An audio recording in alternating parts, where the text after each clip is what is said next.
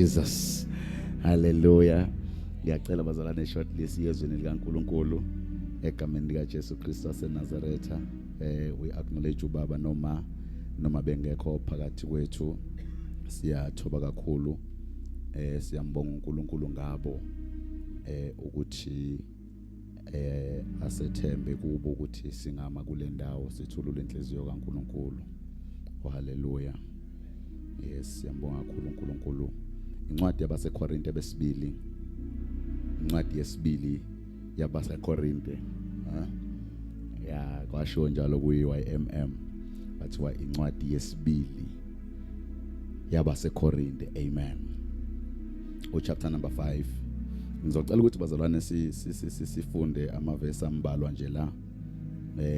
Sizofunda sithi ukweqa kancane siphinde sifunde kunendawana ezithile engifuna ukuyibamba. Ngicela uzongifundela afike athathe uverse number 1 chapter number 5 2 Corinthians afunde uverse number 1 ajombe ayofunda uverse number 10 bese azoyibamba kuverse number 15 then so bese siyathandazana bazalwane. Verse 1. Ngokuba siyazi ukuthi uma indlu yethu yasemhlabeni eyidokodo idilizwa sinesakhiwo esivela kuNkulunkulu, indlu engenziwanga ngezandla eyaphakade esezulwini. Okay, number 1 bazalwane la uPaulus vezela ukuthi le mzimba yethu iyidokodo. Okay, usivezela le mzimba yethu yini bazalwane? Idokodo, which means it's a temporal structure. Idokodo uma ulibiza ngolimi leli lwabelungu, it's a temporal structure, okusho ukuthi isakhiwo sesikhashana. Cela ukuyibeka ngaleyo ndlela izwakala kangcono uma uyibeka ngaleyo ndlela. Kusho ukuthi imizimba yethu le isakhiwo sesikhashana. Manje ke lento bese yakho umqondo wokuthi kusho ukuthi akuyena umuntu lo. Okay, kusho ukuthi akuyena umuntu lo, kodwa umuntu ilo ophila kulento yesikhashana. Ngoba uma ethi imizimba yethu, okusho ukuthi ngamanye amazwi uthi thina sihlezi kulento. Okay, okusho ukuthi sihlezi entweni yesikhashana ebona engazamazama nominini engawa nominini. Glory to Jesus. Verse number 10.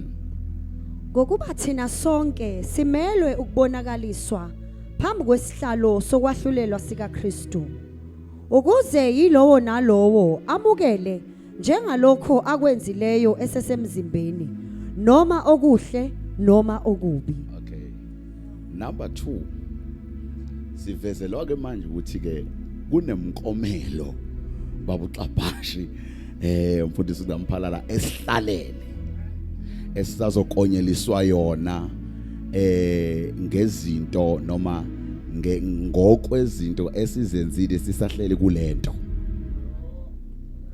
Okay, okusho ukuthi uma siselana kunezinto esizenzayo la emhlabeni. So ke njengoba sizenza kunemkomelo esilindile esisazoyithola ngosuku lokwahlulela ngokwezinto esizenzile sila. Ngamanye amazwi lento ayiyi kwi-judgment. Ya ngamanye amazwi lento le temporal structure ayiyi babwami kwi-judgment. Kwi-judgment kuya mina nawe. Lo uyasala. Akabaliwe lapha ku-judgment. Ingakho lapha ku-verse number 1 kuthiwa sinesakhiwo esisha. Okusho ukuthi sisazophuma kulo unendawo yakhe lo la avela khona esiyothi masihlukana naye abuyele khona. So ke thina sisazophuma la sisiya kwi-judgment. Manje ke lapha kwi-judgment awukwazi ukufika ume ngokuthi lo ubengenzisa ukuthi ngoba unikezwe amandla okumlawula lo. Kahle lo akanawo amandla okukulawula. Ukulawula kuphela mawumvumele noma mawuthanda akulawule, ngoba wena unikeziwe amandla negunya lokulawula lo. So ke uma sesiya kwi-judgment usuke ngasekho lo futhi isuke ingasakhulunywa indaba yakhe.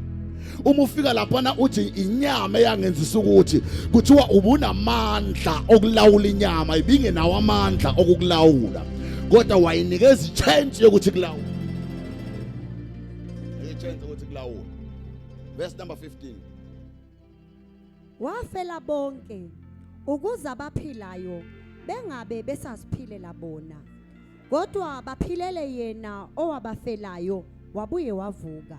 Manje ke lana ke uvala ke lo ukuncintsha ngempela amathuba okuyilandulela kwi-judgment ngoba uma kuthiwa wafela bonke okusho ukuthi nabo behlulwa inyama wabafela nabo behluleka wenza njani wabafela. So ke uma kuthiwa wabafela bonke okusho ukuthi la wena ayisekho into ongayilandulela ngayo before the throne. Glory to God. Revelation chapter ngoba ngifuna ukuthandaza sengithandaza straight. Revelation chapter 20 verse number 12 bese siyathandaza 20 verse number 12. Ngabona abafileyo abakhulu nabancane bemphambi kwesihlalo sobukhosi izincwadi zavulwa nenye incwadi yavulwa ngeyokuphila nabafileyo bahlulelwa ngalokho okulotshiweyo ezincwadini njengokwemsebenzi yabo. Verse 15. Uma ekhona ongafunyaniswanga elotshiwe encwadini yokuphila waphonswa echibini lomlilo. Waphonswa echibini. Asivala amabhayibheli lithi bazalwane ngesiveza uJesu kafishane ezolamulela umuntu noma ezokwenza ukubuyisana between umuntu noNkulunkulu. Glory to Jesus. Nawe bazalwane mhlambe omunye umuntu unombuzo babungamphalala othi kuze kufike ekutheni uJesu uzokwenza umsebenzi wokubuyisana komuntu noNkulunkulu babexatshaniswe ngoba phela abekho abantu ababuyisanayo bengakaze bezwana. Lento ethi bayabuyisana isho ukuthi labantu babezwana babe nobudlelwano obuhle. So ke manje sekumele bebuyisana. Ake sibuyele back kancane bazalwane in the book of Genesis. Lithi iBhayibheli uNkulunkulu uma edala wadala yonke into ayidalayo emveni kokube seyidalile wasedala umuntu. iBhayibheli for the first time ezulwini kuba ne-meeting. Kwaba ne-meeting yokuthi uNkulunkulu axoxe noqobo lwakhe asenze umuntu ngomfanekiso wethu. Asifuza afane nathi okusho ukuthi into esiyiyo abe yiyo. Na ungibazalwane uma esedaliwe umuntu lithi iBhayibheli uNkulunkulu wasemnikeza i-authority noma umnika i-dominion over everything ekhona emhlabeni. Wamnikeza i-authority ukuthi umuntu akabuse phezukwazo zonke izinto ezayidaliwe emhlabeni zidalwe uNkulunkulu ngezwi lakhe. Now bazalwane to cut the long story short lithi iBhayibheli kwahamba umuntu wona ona uNkulunkulu uma ona umuntu wasekhishelwa ngaphandle kwasensimini yase-Eden. Lithi iBhayibheli ngendlela umuntu ayemkhube ngayo uNkulunkulu yabona i-connection yomuntu noNkulunkulu was very deep and strong. Ngoba lithi iBhayibheli uAdam wayikwazi ukumuzwa uNkulunkulu eseza ukuthi kuze uNkulunkulu manje okusho ukuthi umuntu wayenesense empilweni yomuntu kwakukhona le sense yokuzwa ukuthi kuze uNkulunkulu akakafiki kuye afike phela lento siyizwa ngoba umethe uNkulunkulu Adamu uphi na uthi ngizwe izwi lakho ngase ngibaleka ngiqasha ngokuba ngihamba. Lalela ke uthi ngizwe izwi kodwa ubaleke uNkulunkulu engakabuza ukuthi Adamu kodwa uthi ngizwile. Yabona uNkulunkulu ngangiyobuza ukuthi uzwe kanjani ngingakabuzi. Kodwa uthi lento isho ukuthi kwakukhona that connection eyayikhona eyayenza ukuthi umuntu akwazi ukuzwa uNkulunkulu eseza. Yayi deep connection yomuntu noNkulunkulu kodwa umuntu wahlubuka kunjalo. Lalala bazalwane uSathane noma isitha asinendaba nawe. Futhi asinendaba lezinto uNkulunkulu akuphe zona nakunikeze zona. Kodwa into engafuna uSathane kuwe ubuNkulunkulu obupheleleyo. into nje usathana alwa nayo ulwa nobunkulunkulu okupheleleyo. Uyabona uma elwa noAdam noEva walwela ukususa ubunkulunkulu kubo. Lento ethi ngizwe izwi lakho ngabaleka ngaqasha ngoba ngihambaze isho ukuthi inkazimulo yakho isusiwe ki. Okusho ukuthi ubunkulunkulu ususiwe, therefore we have no connection anymore ngoba ubunkulunkulu sebunjani ususiwe kimi. So ke into exosha noma evimba izinto empilweni yomuntu ukuthi zingamshayi, zingamlimazi, zingambulali ubunkulunkulu obupheleleyo. Ubunkulunkulu obupheleleyo babeli wakhishelwa ngaphandle. Naw ke uNkulunkulu ngenxa yokuthi wayenento ngomuntu, lithi babeli yenziwe imizamo yokuthi umuntu abuyisane noNkulunkulu. Bafowethu mningi imizamo eyenziwa before kufika uKristu. Kwake kwaba khona abapriest ababebekwa okuthiwa njalo ngonyaka abantu babe izono zabo zayithethelela once a year. Befike ithempeli lalihlukanisiwe into 3. Kukhona an outer court, kukhona a holy place, bese kuba khona a holy of holies, indawo engcwele ngcwele. Babefika abantu bemela kwi-outer court, umuntu afike nomhlatshelo wakhe njalo ngonyaka. Umpristi aseve ithempeli, eliseve ithempeli kukuhle noma kukubi, kumnandi noma kungenani. It was a must ukuthi umpristi aseve ethempelini. The most painful thing ukuthi abantu ababebona umpristi babebona yonke into ihamba kahle kumpristi. Kunendoda elithi babeli yake yamseve uNkulunkulu ingenayo umntwana, yake yaseve uNkulunkulu ingenayo umntwana. Lithi babeli yaseve uNkulunkulu ethempelini, ihlale ethempelini iseve uNkulunkulu. Befika abantu beme kwi-outer court, ithatha imhlatshelo yabo ingene kwi-holy place, idlule yokwenza umhlatshelo kwi-holy of holies, kodwa umntwana ingenayo. Ithini lento bafethu? Ithi uNkulunkulu uyakhonzeka eprovidile noma engaprovidanga. Asimkhonzi ngoba kodwa simkhonzi noma kodwa simkhonza ngoba. Isizathu sokumkhonza ukuthi he is God. Endoda yamseve uNkulunkulu ingenayo umntwana, iseve ithempeli. Befika abantu abaneyingane, abarathi, abaneyimoto, abacebile, abarich, befike bezele ukuzothethelela izono. Kunomuntu ongakhathalela ukuthethelelwa zono, okhathalela ukuthola umntwana kodwa useve ithempeli. Seve ithempeli. Webafethu asikhulumelele iqiniso. Phambi kwesihlalo sobukhosi akekho umuntu oyilandulela ngokuthi ngangingenayo into ethile ukuze uNkulunkulu ngikukhonze. Awaningizwanga abazalwane. Akekho umuntu oyokwazi ukuma ethi angikukhonzanga ngoba. Asikho isizathu angamkhonzi uNkulunkulu. Ya, ayikho pain engenza umuntu angamkhonzi uNkulunkulu. Akukho ukuhlupheka okungenza umuntu angamkhonzi uNkulunkulu. Kahle kahle emhlabeni there is nothing engenza umuntu ahluleke ukukhonza uNkulunkulu. Babeli wazanya wenziwa yonke lento, kwenziwa imizamo yokuthi ekugcineni umuntu abuyisane noNkulunkulu. Babeli yonke lemizamo yangasebenza. Ingakho phela kuthiwa igazi lamajuba negazi lezimbuzi alikwazanga ukwenza umsebenzi, lahluleka ukuhlambulula abantu ukuze bebuyisane noNkulunkulu. Lithi babeli kwaze kwakhona isikhathi, ngoba sesiyathandaza ke manje, kwaze kwakhona isikhathi la khona kuthiwa kuhlangenwe ezulwini, kune meeting, kwaba khona a moment of silence ezulwini.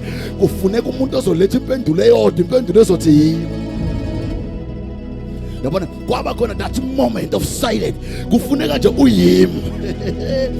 Bafuna incwadi eSamuel lithi kwacingwa ukuthi ubani ongakwazi ukuvula incwadi yezimpawu. Ngamanye amazwi ubani ongakwazi ukuyomela noma ukuyofela abantu emhlabeni. Lithi iBhayibheli zalandwa ingelosi zabekwa la, zonke ingelosi zanqaba. Zathi bafowethu ezulwini kuneyingelosi ezinamandla, kuneyingelosi zempo Mikhayeli, balandwa babekwa la. kwathiwa Mikaeli siyakwazi uyingelosi yempu yalwa, wathi nginamandla impela kodwa le ayiganga. Kwaletha ingelosi amakerubim namaseraphim elithi eBhayibhelini ezinye zinobuso obu-4, ngapha zinobuso bomuntu, ngapha zinobuso bejuba, ngapha zinobuso benkunzi, ngapha zinobuso bebhubesi. Zabekwa la kwathiwa bafethu niyaziwa ninamandla, ubani ongafela umuntu. Zathi sinamandla impela kodwa lo msebenzi awugangathi. Kwalanda nezinye ingelosi ezinamandla ezaziwayo kwangavela umuntu emhlabeni, kodwa mawufunda iBhayibheli lami lithi kwezwakala kusukuma indoda esihlalweni sobukhosi ogama layo kuJesu, yathi thuma mina Baba, thuma mina Baba, ngiyofela umuntu, ngiyokwenza ukubuyisana phakathi komuntu noNkulunkulu.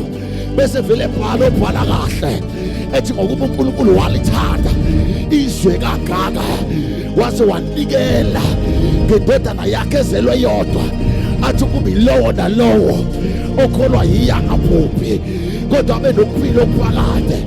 Webafethu ngike ngesobhalayo ethi nokuba sona kodwa thina sinommeli osimele ezulwini, okusho ukuthi ngezono zethu asenakubalelwa zona.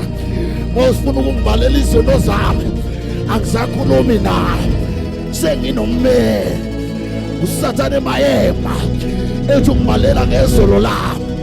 Sathane lalela, don't talk to me, talk to my lawyer. Akusakhulunywa nami ngoba nginommeli.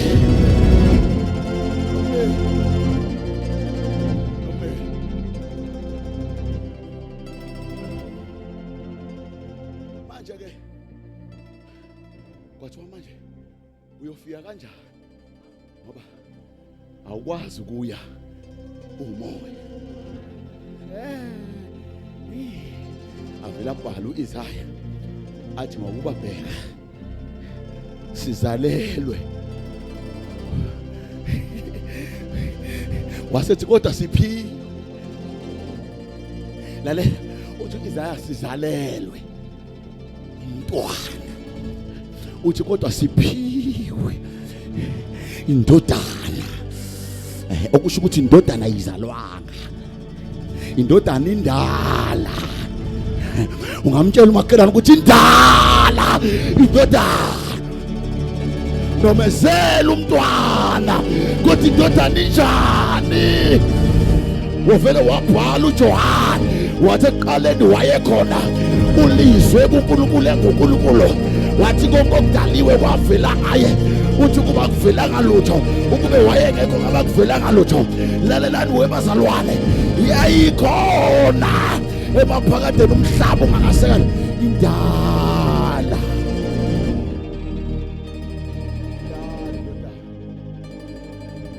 Indala lezi zinto ezikushaya indodana iyazazi, lezi zinto okhala ngazi indodana iyazazi. Wabahlabelela kamnandi, wathi kwahlalwa phansi, athi ngiyamlalela lo mzalwane, wathi kwahlelwa, athi ngiyamlalela lo mzalwane, wathi kwaqedwa ngempilo yami. Okusho ukuthi ayikho into eyenzeka manje engasiwe ezulwini.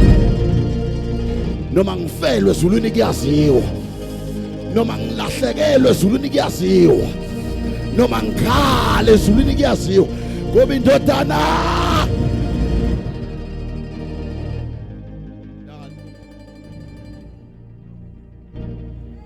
kwavele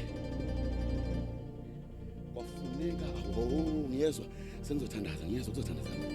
Kwafuneka isibeletho esizokwazi ukumumatha indodana bese sikhipha umntwana. Nalapho kwaba iprocess. Ungacabanga ukuthi uMaria wakhethwa ngoba engcono okuneyintombi ezazikhona. Ayekhona amanye amavajini angcono kunoMaria, kodwa kwathi makucingwa kwabonakala ukuthi umuntu ongakwazi ukuthwala icebo nawo Oh ake ngutshele nayo imfihlo encane nje encane. Imfihlwane encane ungayazi. Isizathu sokuthi wena ube la namhlanje ukhethwe ngoba uNkulunkulu uyazi ukuthi wena unamandla okuthwala icebo. Tshela umakhelwane thana unamandla okuthwala icebo. Kwafuneka isibeletho esizokwazi ukumumetha indodana bese sizala umntwana. For the first time and the last time emhlabeni ososayensi bonke basazama ukuyitadisha lento abazi ukuthi yenzeka kanjani. Namanje bayazama ukuyicinga kodwa ayitholakali. Ngoba kwaba i-divine connection yezulu. Kwathi ngimemezele namhlanje endaweni yaseKenani ukuthi kaNkulunkulu izinto ayikholwakali. Hawu nikhona yini? kaNkulunkulu izinto zinjani? Bathi bekulindele ukuthi uzobonakala la uvela uthi bekubona usungapheshe ngoba kaNkulunkulu zinjani. Wathwalo ngalithwala icebo. Yavela lento yehlela kuwe. Babeli wathi ehlela uma lewavele waqhamuka ingelosi uGabriel wavele wabingelela ngokubingelela kwehlukile wathi ubusisiwe sifazane wathi Maria kubingelela lento angaze ngikuze kubingelela nje kwathi uzokhulela uzala ndoda lalela ke awuzuzala umntwana ngoba umntwana akanayo assignment kodwa umntwana uphethe umuntu ophethe assignment. Ingakho kuthi uzokhulela uzale indodana kodwa ke into ozosiza ngayo uzoyikhipha ebuNkulunkulwini. Uzothi kuyinika distance ebuNkulunkulwini uyibeke kuyilevel yomuntu.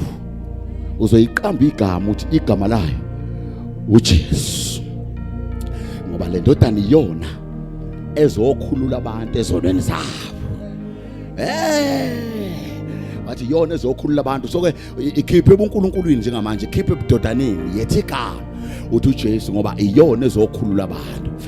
Maria mana umuntu kaNkulunkulu ungakhuluma indida nje imbudana lo ekhulumayo uthi mina ngiyazi indoda so kuyokwenza uthi Maria wena ujwayela izinto zenyama.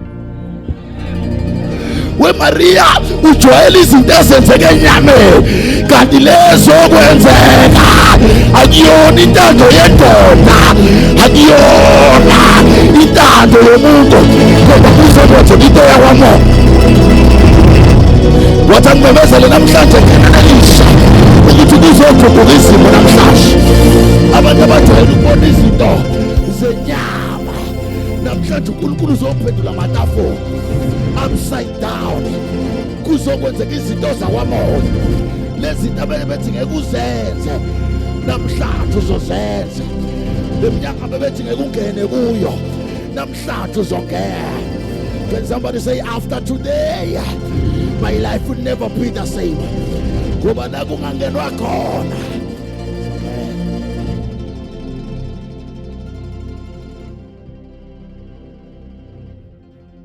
Sister Maria, ngiyakupha kakhulu. Sewajwayela izinto zenyama. kaNkulunkulu izinto ezomoya. Le ayidinga indoda le. Ayidingi indoda. Wathi makusho wena Nkosi. So shall it be. What so shall it be.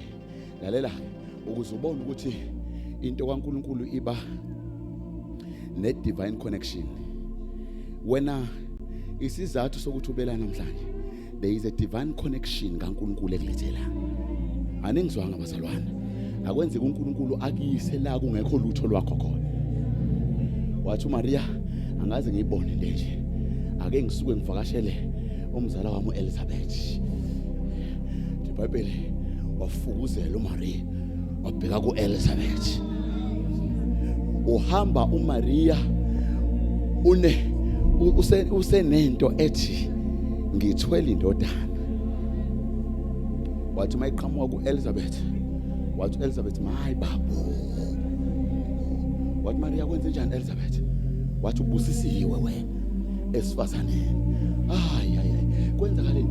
uJesu waqala ukwenza umsebenzi engakaphumeli emhlabeni wenyama, ngoba uJohane wayengasanyakazi esiswini sika Elizabeth.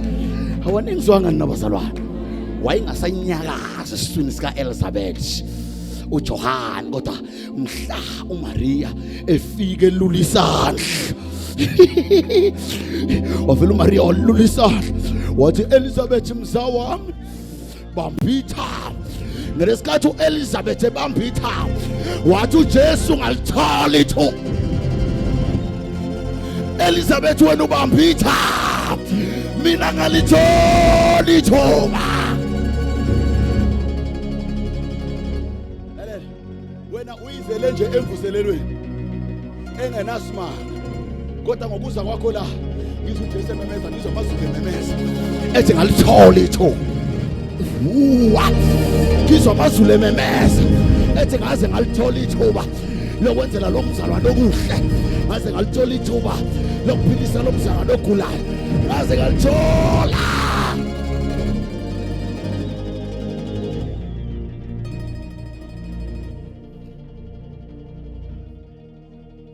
Yabona, let me tell you something.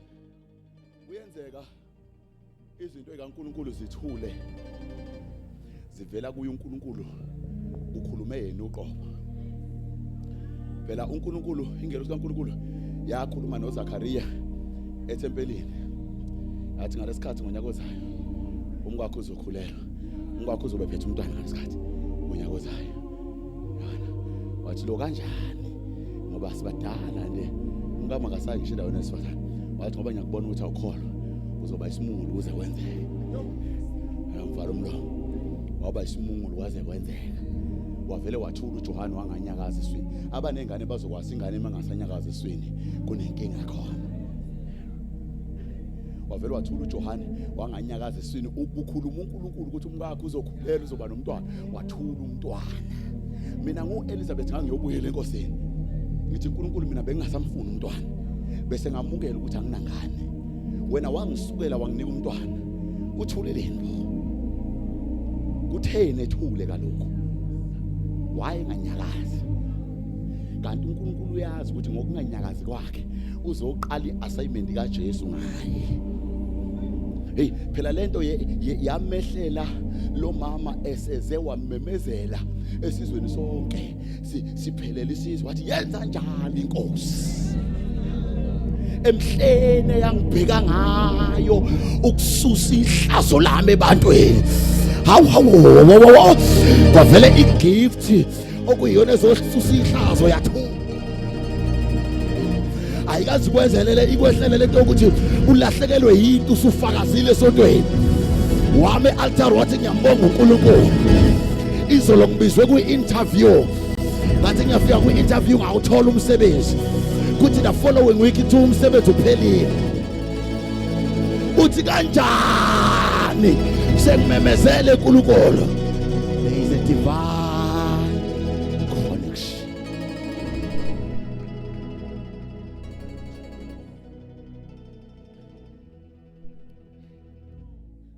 Yazalwa ke le ndodana ngabafuna sithandaze manje. Yazalwa noma izalwa le ndodana kwaba nenkinga nje futhi nakhona ekuzalweni kwayo iningi. Wabiza ukuthi ibalekisi iyozalwa esibayeni.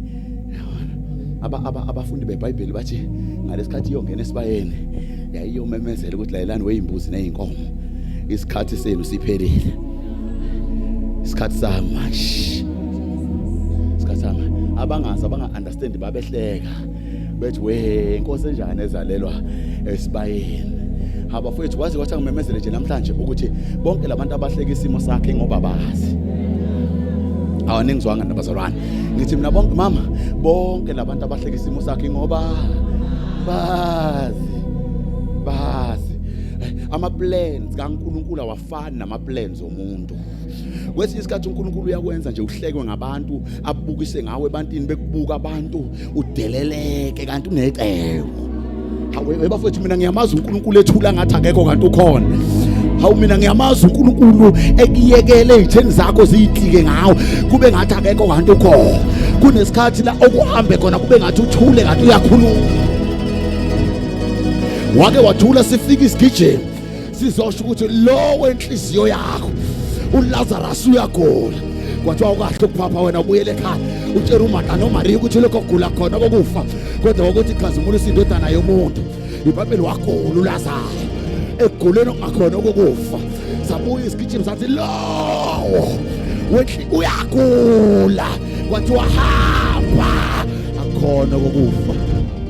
Wafa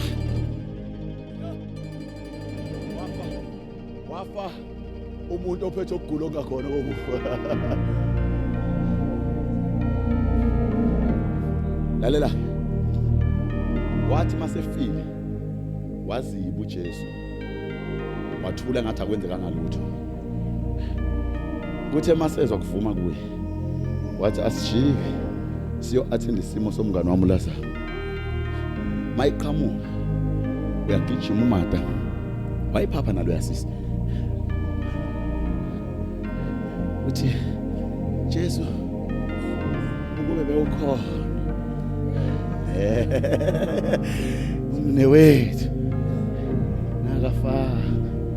Layelana bazalwane ungayithathi kancane le labona le lamazwi nje lawa kaMartha athi Jesu kube bewukhona umnewethu ngaba wavanga intshumayelo yeviki lonke le ngoba njengoba ethi ukube bewukhona umnewethu ngakafanga. Into yokuqala nje uveza ukuthi kuwe kunokuphila phakathi.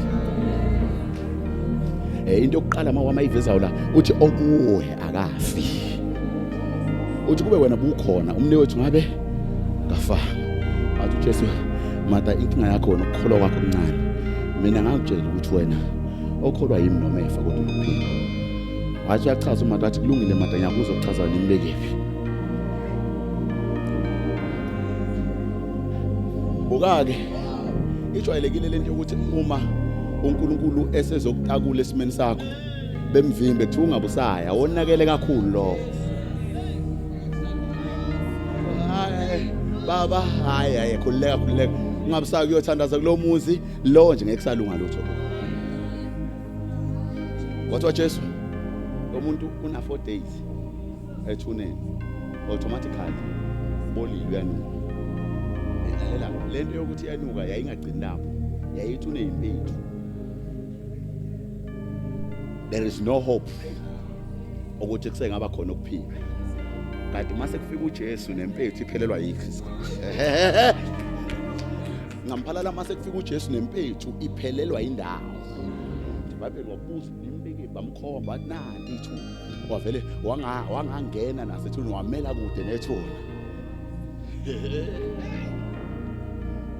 iBhayibheli walila wathi baba ngiyabonga ukuthi ungizwa njani. My question is yini esikhulunywe uJesu nobaba engezwakalanga la? Okusho ukuthi inkulumo kaNkulunkulu noJesu kwaba inkulumo ebekhona kufika isigijimi sizothi uLazarus uyagula.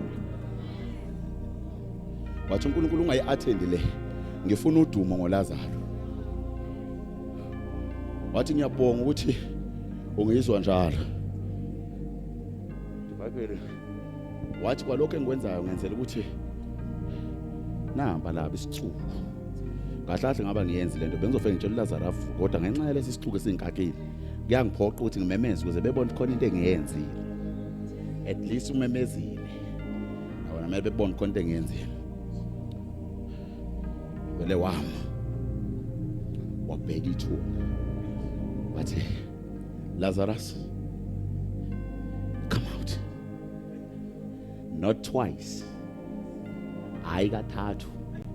Hayi kane. Hayi kahlanu. Lazarus come out. Ngoba izwi lakhe lingu yes and amen. Akushilo noma kungangenzeka manje. kodwa even in 20 years kuzokwenzeka. Wena inkinga yakho ufuna uNkulunkulu okhuluma kaningi kanti ukhuluma kanye kwenzeke. Lokho asekushilo in the realms of the spirit sekwenzekile automatically. Lithi iBhayibheli kwabonakala uLazarus ephuma phandle. Waphuma eboshwe ngeindwangu zokufa. Okusho ukuthi ithi lento uLazarus wayingahambi. Waphuma ethuneni egxume.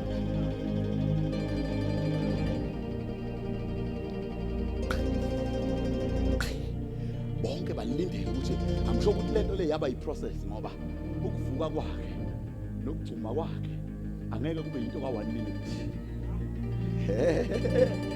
Kune process yokuqhatha kwezimpethu lapha ethuneni. Bonke abantu balindile ukuthi uzophuma noLazarus. Kwathi impethu zabe sezizwi lakhe saphelelwa amandla. Zathi ziyiluma inyama kaLazarus yavele yabasawa.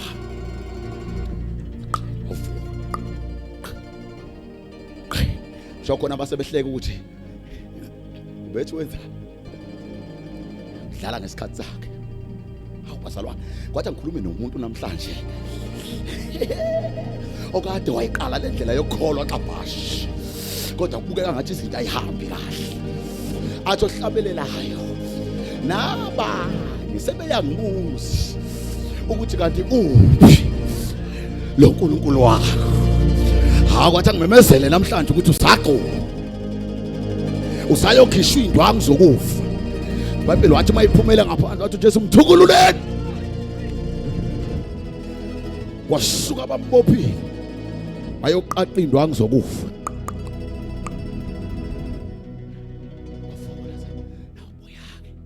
Asithandaze kanje bazalwane. Lo Jesu esikhuluma ngaye uma lithi iBhayibheli wafela bonke. Wafela ukuze abaphilayo bengabe besayiphilela bona. Bafowethu sine assignment elula. I-assignment yokungayiphilela thina.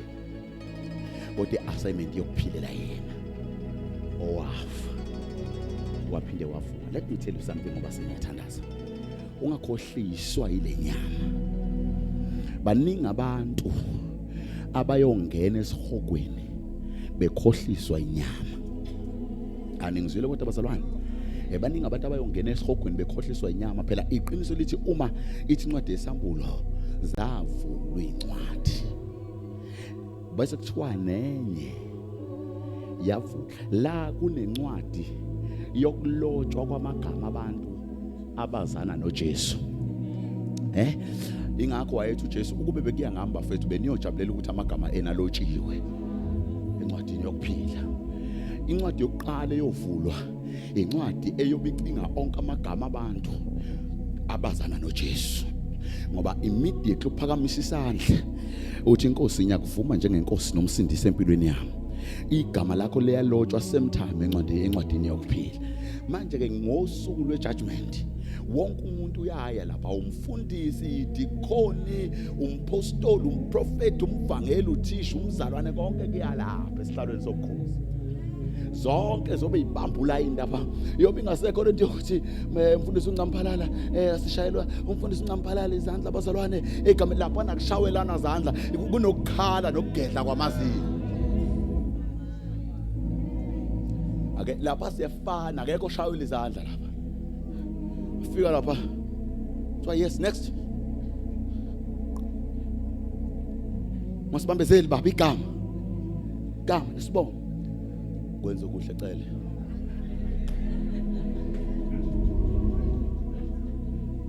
Ngisebenzela inkosi emhlabeni. Bengishumayela. Bengihlabela kuthiwa mana. Sikafiki lapha.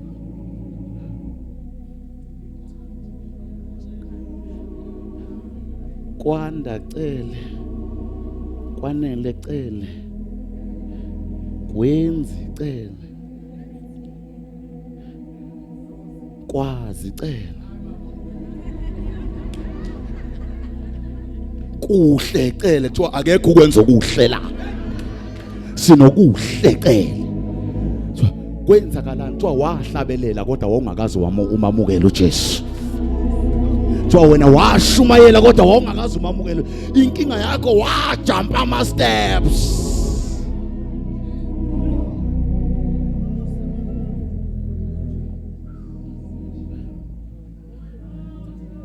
Sorry but ngicela ukuthi slow again. Please check again. So asinaso isikhathi sakho baba. Sibambezela uyayibona iqueue inde kangakanani. Abanje ngawe bashona le. Isho iqhamuka ingelosi yobumnyama. Ikubambe yokuphonsa ecibini lomlilo. Phosa phakathi. Lapha kuthiwa impethu yakhona ayifi. Uthi ungena nje sebe zikunqaka impethu zakhona. Kuthiwa yinto umdondoshiya intende engaphezulu kwanansi ingapha. Ungena nje ibikunqaka impethu yakhona nomlilo nelangabi lomlilo wakhona. Ingakho lithi iBhayibheli kunokukhala nokugedla kwamazinyo. Uthi ohlabelela kunomaye. Bese egcizelela ethi kunomaye waphakade. So next. Ya. Bani wena?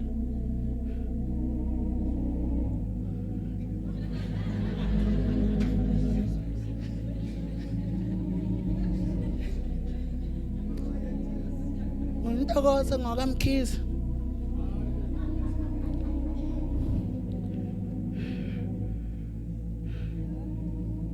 Tobeko nontokozo. Kuthiwa luckily siyamthola uNtokozo, open the second book. Kuthiwa next. Dlulela ngapha uthi ngishona ngabe kuthiwa mana awukakayi usaya kwincwadi yesibili.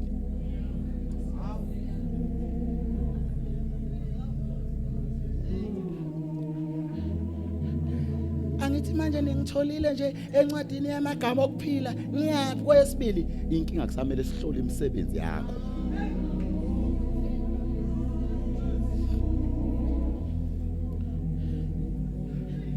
Lalela ngitshela mina, lezi angelo selapha zinonya.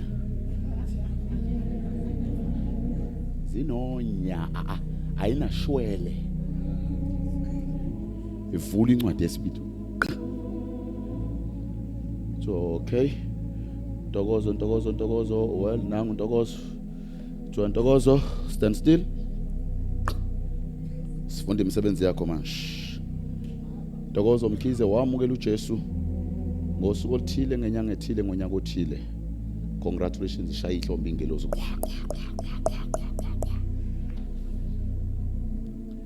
Wabe sewuhamba ohambeni lokho lokukholwa ubunenhliziyo embi.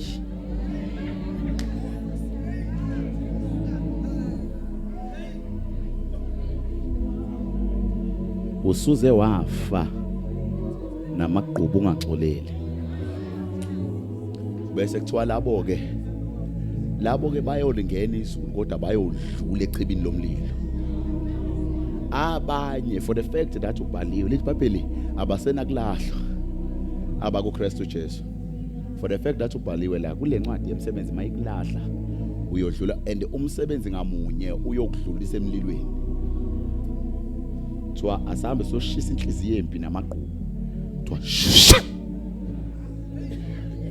uthi sathi hey come back buya mana la.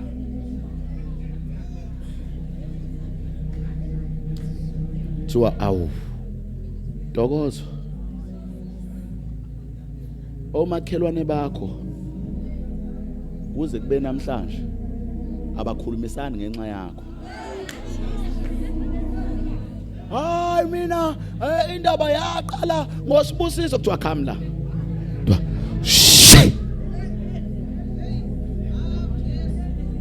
Phinda ubuyise. Uthi uyayoba uyayinwaya uzama ukuyipholisa ucela namanzi okupholisa kuthiwa yima sikaqedi ngawe, stand still.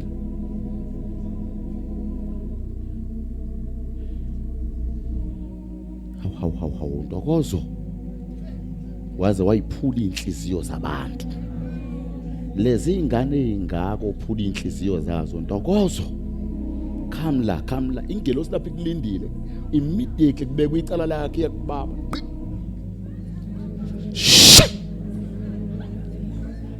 Buye nawe sokubeka.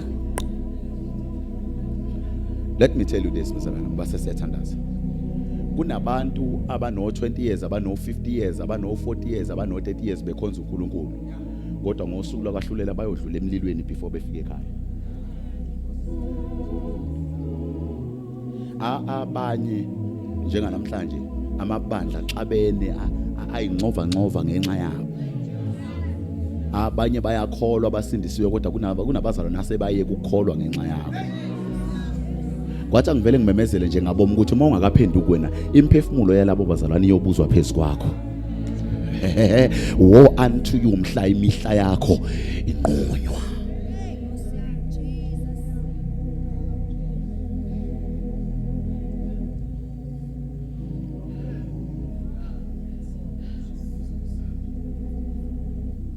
Lo ongalotshiwe kuthiwa uyophonsa echibini lomlilo bese kuthiwa lokho kuukufa kwesibili.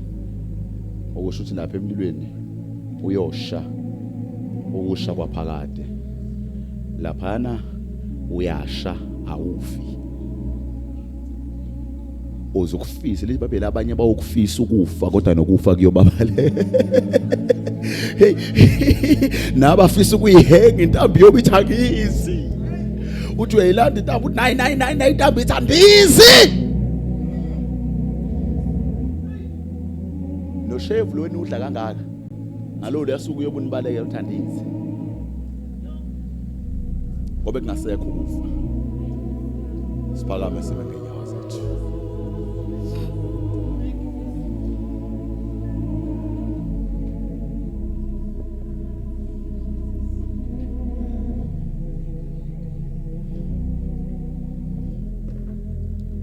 Apostle Paul ngokuba siyazi ukuthi uma leli dokodo lidilizwe sinesakhiwo esisha esingakhiwanga ngenyama, singakhiwanga ngezandla zomuntu kodwa isakhiwo sasezulwini sakomoya. Elani bafethu singakhohlisana. Idokodo lingadilika noma inini. Ya kwanamhlanje nje mangaqhamuka umoya onamandla uliphephule lingadilika. Idokodo lidilika komdala lidilika komncane. Idokodo alinendaba ukuthi uzalwa izolo noma wazalwa ngo1980. Alinendaba noma wazalwa ngo1960 noma ngo1940. Kodwa idokodo mase likhathele liyadilika. Futhi idokodo malike lahlangabezana nezivunguvungu inamandla liyadilika. Ingenzeka into yokuthi kudilika idokodo kanti awubuyisene noNkulunkulu. Kungenzeka lento yokuthi udilika idokodo kanti uyalahamba isonto wena kodwa unamaqhubu awubuyisene noNkulunkulu. Nje kunabantu wena ongakhulumisani nabo kodwa uyakholwa. Kunemizo ongayingeni uzusho ube nesibindi sokusho ukuthi we ubani angeni lapho. Yini kunezinjani cha kunamabhubezi cha yini bangigcoba inhliziyo.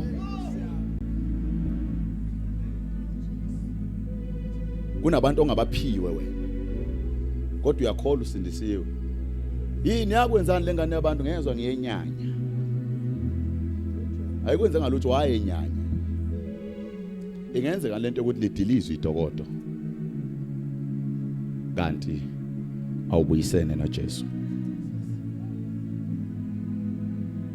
Thomunye ubaba mayashumayela nabefundisi singabashiyi ngaphandle. Abekho abantu abanamaqhubu njengabefundisi.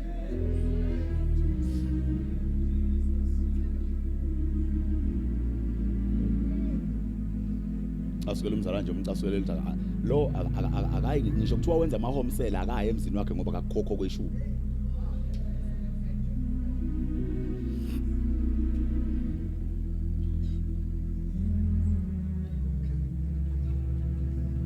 Ungibuke kahle mina ungibuke kahle ngihambela abantu abafaithful. No. Don't have time to play. Nasikhathi sokudlala mina. You see me? Nasikhathi sokudlala. Hambela abantu abaserious. Agula umzalwane azafe esibhedlela ungayi ukuyomthandazela ngoba akakhokho kweshumi. Eyakho lento noma kaNkulunkulu. Wena uyayiwa phambi kwesihlalo sobukhosi. Uzoyilanda. Zoyilanda.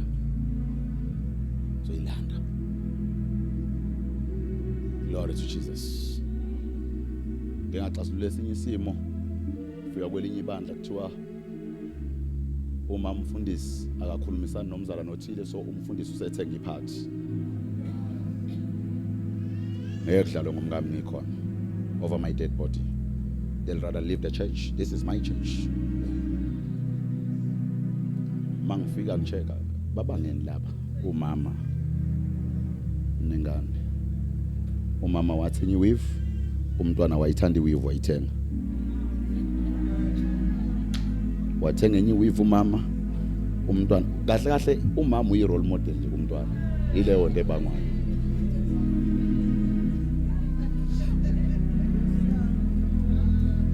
Nine imanga. Yazi nine imanga. Buyani ke buyani. Kungenzeka yini lidilizwe idokodo ungabuyisene naye. Ngiyavuma mina uyaya esontweni wena every Sunday.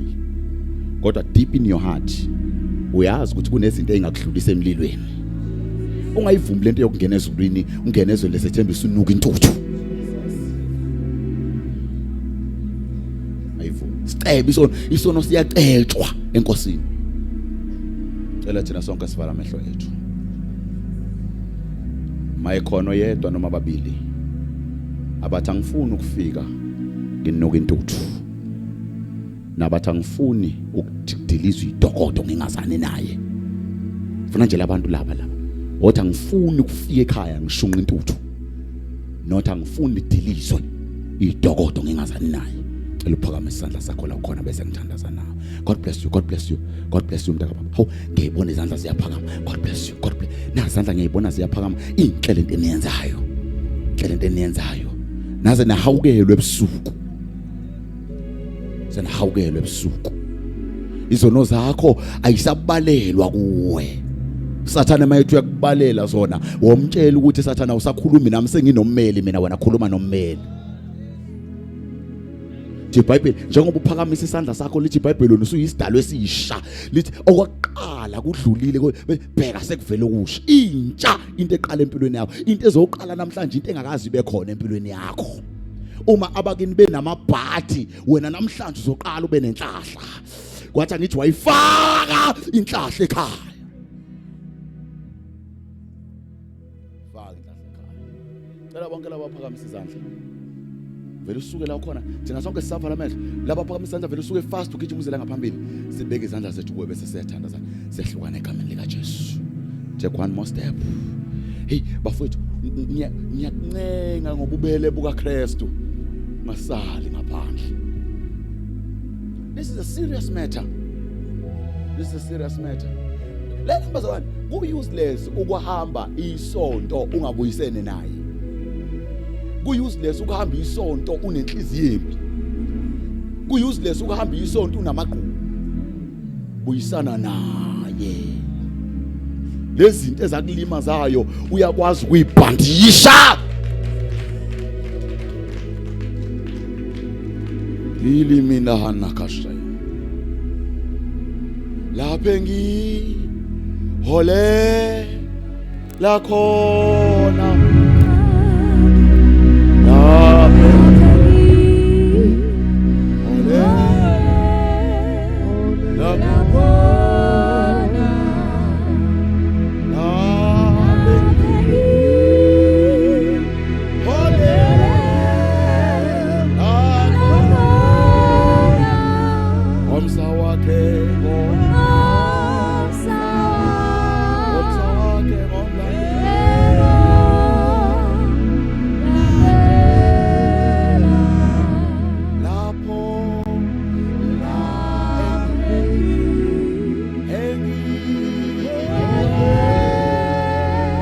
Siyathandaza bafethu masali ngaphandle.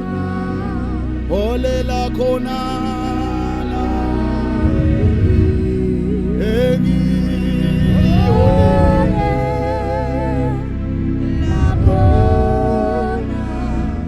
La khona. Eni ole la khona.